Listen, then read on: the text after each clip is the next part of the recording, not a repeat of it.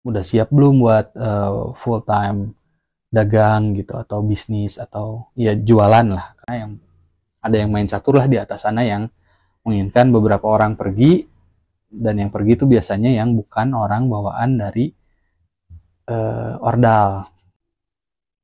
Mau jadi sampai kapan jadi honorer di instansi pemerintahan yang gajinya underpaid, beban kerjanya beban kerjanya sebenarnya so-so sih ya, cuman apa ya, manajerialnya aja yang belangsak, jadi maraton aja pop up dulu ke sini ke sana, dan mostly coffee shopnya yang kenal kenal aja dulu teman-teman, ternyata banyak banget yang punya usaha coffee shop atau ya di F&B lah.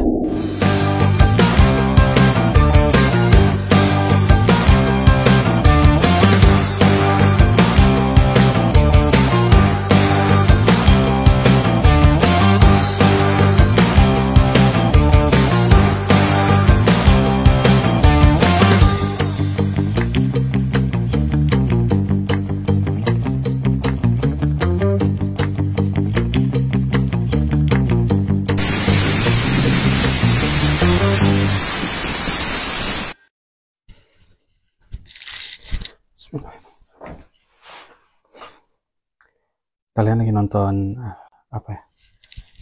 Kalian lagi nonton Sloppy Bot the Vlog. Ya, secara garis besar sih niru kontennya Panji Pragiwaksono yang 0044 atau .id Weekly Vlog tentang progres dari mimpi lah. Kalau 0044, kalau kalian pernah nonton vlognya Panji tentang Panji yang lagi apa explore entrepreneurial. Kalau yang .id Weekly Vlog kan yang menceritakan perjalanan Panji meniti karir di New York sebagai stand up comedian. Udahlah, skip cerita tentang Panji, kita cerita aja tentang Sloppy Bot ini. Kenapa ada mulai dari 5W1H mungkin? Mau kemana? Ya, kenapa saya bikin Sloppy Bot the Vlog ini sebenarnya ya cuman buat dokumentasi pribadi atau ya jurnal aja lah. Jadi gimmick buat produk, saya nggak jual gimmick, jual produk beneran. Self claim gitu, yang saya pengen bilang bahwa saya seorang storyteller. Ya ini sedikit cerita aja, berbagi cerita buat khususnya sih buat saya sendiri, buat anak saya nanti, atau buat yang penasaran aja atau teman-teman itu yang teman. Emang ada yang, ya kalau ada yang peduli lah mungkin kepo, ini sedikit ceritanya. Saya seadanya ya, maklum. Kalau mau mulai cerita, konsep Sloppy Bot itu saya buat tahun 2021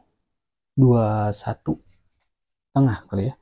Pokoknya saya 4 tahun terakhir ini tuh kerja sebagai, kalau bahasa sopannya tenaga ahli, tapi sebenarnya bahasa umumnya itu honorer di instansi Pemkot Kota Bandung. 4 tahun di 2 instansi yang berbeda. Nah, di 2020 sebenarnya awal COVID saya masuk, di akhir tahun kerja pertama itu ada ancaman dari user lah katakan. Kayaknya nggak akan diperpanjang, bla bla bla bla bla bla. Anjir, harus bikin safety net nih. Jangan-jangan sampai, soalnya saya punya masalah finansial kelam di 2019 karena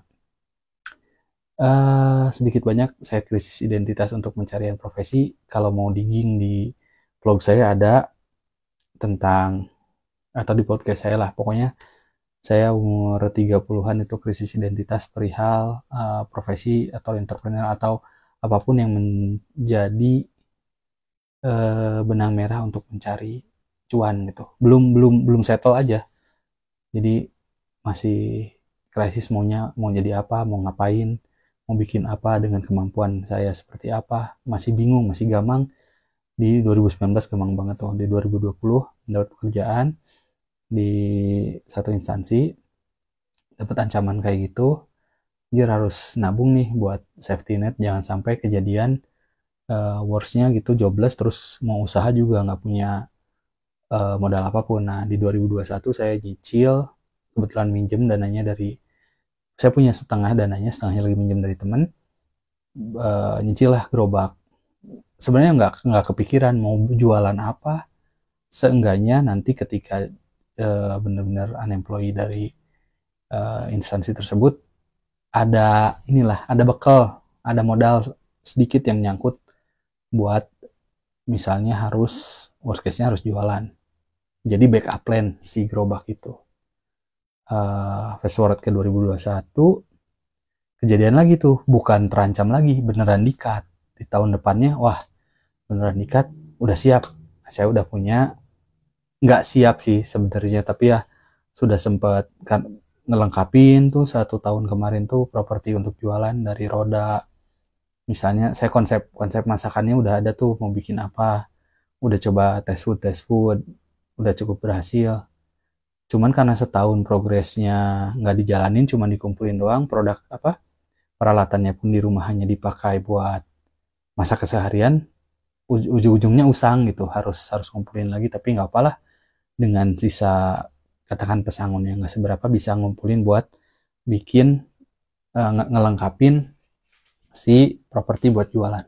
2021 di cut off dari instansi A, mau siap dagang, tapi sambil apply. Siapa tahu masih ada yang apalah, bisa cocok dengan skill set yang saya punya. Kebetulan dengan skill set saya kayaknya cukup lah untuk di instansi lagi, dan ternyata ada, saya nemu di Instagram di salah satu instansi, masih di Pemkot Bandung. Saya apply, interview, lupain sambil siap-siapin properti buat jualan. Beberapa minggu kemudian ditelepon dan diterima. Saya tanya istri, gimana, mau jualan aja atau kerja lagi? Setelah konsultasi, kayaknya udah siap belum buat full time dagang gitu, atau bisnis, atau ya jualan lah, katakan pakai roda itu. Kayaknya sih belum siap, secara modal juga nggak siap-siap amat, masih banyak yang harus dilengkapin, belum sempat survei atau apalah, masih nol banget buat untuk langsung turun jualan. Jadi saya terima pekerjaan di instansi yang B ini, yang kedua. Periode 2022 sampai 2021, berarti berapa ya kalau 4 tahun? Masuk 2022, nah keluar 2003 akhir nih, 2024, berarti 2002 saya masuk, 1 tahun kontrak aman-aman aja. Nah di tahun kedua kejadian lagi sama kayak di instansi sebelumnya. Ya ada yang main catur kali di atas puncuk atasnya, ini harus keluar, itu harus masuk, ini masuk, itu keluar, apalah, nggak peduli dramanya. Persetan ngomongin kalau saya nggak alasannya kayak nggak well perform, boleh, cuman user saya sendiri nggak mengatakan itu, karena ada yang main catur lah di atas sana yang menginginkan beberapa orang pergi, dan yang pergi itu biasanya yang bukan orang bawaan dari ordal. Kalau yang ordal aman, kalau yang by interview dulu jalur alam, jalur seleksi beneran malah di cut off. Ya udahlah, dikasih ancang-ancang dari awal tahun, kemungkinan ada pengurangan honorer di tiap departemennya. Saya udah kepikiran dari situ, kayaknya di tengah tahun deh, udah harus siap nih. Worst case-nya harus pivot ke bisnis, karena untuk untuk mencari karir lagi, untuk ngejar lagi profesi, usia saya dan portofolio saya nggak mumpuni kemana-mana. Makanya harus kayaknya pilihan lain adalah berniaga atau berdagang atau berbisnis atau apapun itu sebutannya, harus mulai dari nol. Sebenarnya saya pernah punya portofolio dagangan atau usaha yang basicnya bukan bekerja di orang ya. Saya pernah punya PH video, saya punya partneran bareng teman bikin sketch shop, ada apa lagi ya, usaha pernah bikin distro juga, records label underground gitu, Bandung base ya nggak gede, cuman lumayan. Pernah ikut invest di sana, cuman nggak pernah yang full time saya ngelakuin sendiri tanpa partner. Jadi cuman pernah lah, hanya punya pengalaman beberapa kali pernah. Akhirnya memutuskan untuk yaudah deh, pivot aja kita ke bisnis toker dagang dengan asumsi mau jadi sampai kapan jadi honorer di instansi pemerintahan yang gajinya underpaid, beban kerjanya sih sebenarnya so-so sih ya, cuman apa ya, manajerialnya aja yang belangsak, jadi kerasanya kayak kerjanya keras, padahal sebenarnya enggak, cuman ya sistem atau apalah, nggak mau mengkritisi itu, males lagi zaman pemilu gini lagi hubungannya. Ya pokoknya harus pivot karena di instansi pun nggak ada karir, nyobain P3K selalu gagal di tahap administrasi, padahal itu kayaknya gampang, harusnya administrasi aja udah gagal. Nggak ada jenjang karir, nggak ngejamin apapun, nggak ada jaminan 5-10 tahun lagi bakal jadi Raffi Ahmad. Tapi kalau entrepreneurial mulai dari kecil, kayaknya ada kemungkinan bisa jadi segede Raffi Ahmad, ada lah, dibanding jadi kacung di instansi. Nah, fast forward ke akhir Oktober. Di Oktober kita skip ke Oktober. Di Oktober ternyata benar udah final keputusannya, harus ada 1 orang yang keluar di tiap departemennya. Di departemen saya itu ada 4 orang tenaga ahli atau honorer yang bekerja, salah satunya harus dikeluarin. Nah, user saya nggak pingin ngeluarin salah satu dari kita. Jadi ditanya kita mau apa tahun depan. Nah, daripada mereka yang gamang harus ngeluarin siapa, ya udahlah, saya mau cabut Pak, saya mau usaha aja, mau dagang aja. Saya jelasin ke mereka, saya mau mulai usaha lah, jadi nggak usah berat untuk menyisihkan salah satu dari 5, ternyata 5 orang, salah satu dari 5 orang, karena saya yang keluar aja, karena secara job desk aja nyaru, sebenarnya sih nggak nyaru, saya supporting semua hal di departemen, cuman nggak semua hal operasional ya adalah saya supporting cukup banyak, walaupun nggak pegang banyak, saya supporting banyak di bidang di departemen itu. Tapi kalau emang harus keluar, mending saya aja dibanding 4 teman saya yang lain, karena kenapa ya, menurut saya sih yang paling kurang penting posisinya saya, walaupun kalau disebut nggak penting ya penting-penting juga sih, udah kerjasama ya nggak tau lah, itu mau urusan user. Saya memutuskan untuk cabut, udah deh dari Oktober tuh nabung, kalau punya uang lebihan dari atasan misalnya dikasih uang lebihan, atau dapat dari